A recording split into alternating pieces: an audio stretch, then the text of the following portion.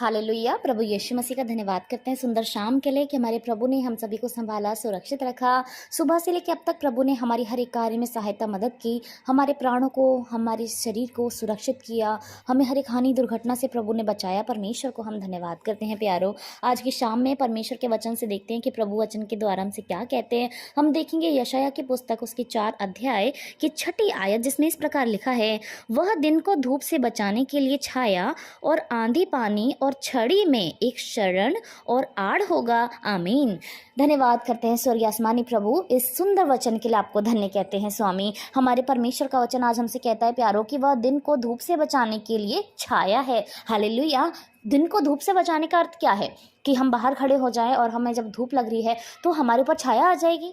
यहाँ पर दिन की धूप मतलब कठिन परिस्थितियाँ हैं, हमारी परेशानियाँ हैं, हम जो अपने जीवन को बिताते हैं। प्रत्येक दिन हमारे जीवन में आने वाली चुनौती है कि हम जब भी ऐसे समय में पड़ते हैं जब एक धूप लगती है हमारी बॉडी को, तो हमारी बॉडी को बहुत गर्माहट फील होती है, हमें बहुत बेचैनी लगती है, हम नहीं चाहते कि हम यहाँ खड़े रहें, हम भागकर छाया में जाना चाहते हैं। ऐसी सिचुएशन में, जिस परिस्थिति में हम बुरी तरीके से फंसे हुए हैं, हमें नहीं पता लग रहा कि हम क्या करें, हमें उसमें नहीं रहा जा रहा, हम चिंतित हैं, हम परेशान हैं, हम सब चीज़ों को तुच्छ जान रहे हैं। ऐसी सिचुएशन में हमारा परमेश्वर हमारे लिए छाया है। वो खुदा, वो परमेश्वर हमारे लिए चीज़ों को मुहैया कराने वाला प्रभु है।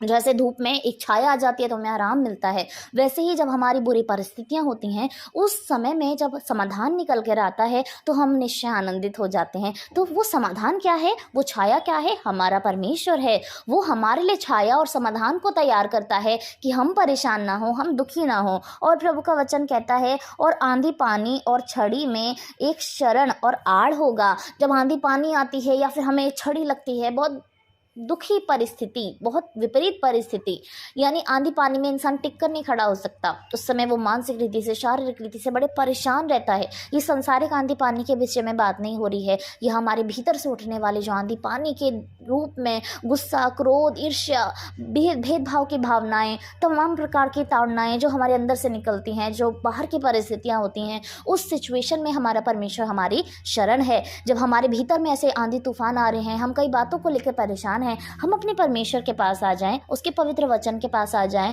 क्योंकि उसका वचन भी कहता है कि वो हमारे लिए शरण स्थान है। तो जहां हम शरण स्थान में जाते हैं वहां हमारा जीवन बचता है। हम प्रभु यीशु मसीह के पास आएंगे तो निश्चय वो हमारे लिए उस समय शरण है। उस आंधी पानी छड़ी से वो हमारी प्रोटेक्शन करने वाला प्रभु है। उस समय प्रभु हमें प्रोत्साहन देता है, अपने वचनों के द्वारा हमसे बातचीत करता है कि हमें ऐसा नहीं सोचना, हमें अपने आप को कैसे धीरज बंधाना है, कैसे हमें पेशेंस के साथ रहना है, भाई शांति के साथ रहना है।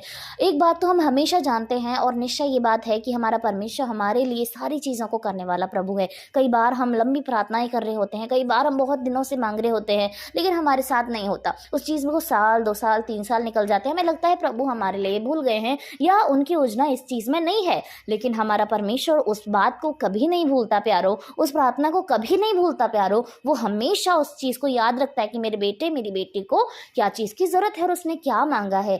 और वो परमेश्वर एक सही समय आने पर हमको सब कुछ मुहैया करा देता है। हमें बड़ी सुंदर गवाही मिली पिछले दिनों और परमेश्वर ने बड़ा अद्भुत काम किया, लेकिन वो काम 5 से 6 साल बाद हुआ। लेकिन उस परिवार ने धीरज नहीं छोड़ा, उस परिवार ने प्रार्थना करना नहीं छोड़ा, वो निरंतर उस प्रार्थना को अपने परमेश्वर के सामने में कहते रहते थे और परमेश्वर ने निश्चय उनके जीवनों में काम किया। तो हमारा परमेश्वर सारी रीति से हमारे जीवन में काम करने वाला प्रभु है। चाहे हम शारीरिक रूप से परेशान हो, आत्मिक रूप से परेशान हो, हमारा परमेश्वर हमें कभी नहीं छोड़ता, हमें कभी नहीं त्यागता।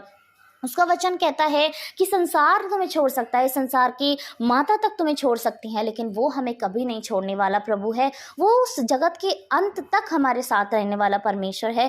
उसने कहा कि एक पिता अपने बच्चों को जब वो रोटी मांगता है उसे पत्थर दे सकता है, लेकिन हमारा स्वर्गीय पिता, हम उससे जो कुछ मांगते हैं, हमारा परमेश्वर उससे बेहतर और उससे उम्दा हमारे लिए करने वाला प्रभु है। तो हमारा परमेश्वर आज के वचन में हमसे बातचीत करता है कि वो दिन को धूप से हमें बचाने के लिए छाया है।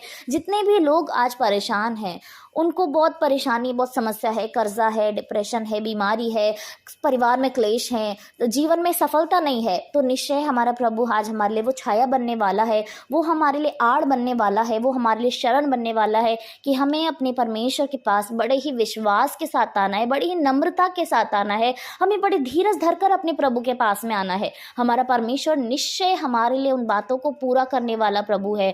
वो हमें कभी कभी नहीं छोड़ेगा, वो हमें कभी नहीं त्यागेगा। कोई फ़र्क नहीं पड़ता कि हमारी प्रार्थनाओं का जवाब कब आएगा, हमारे मुँह से निकल गया, हमारे परमेश्वर ने उसको सुन लिया और निश्चय वो हमारे जीवन में करेगा।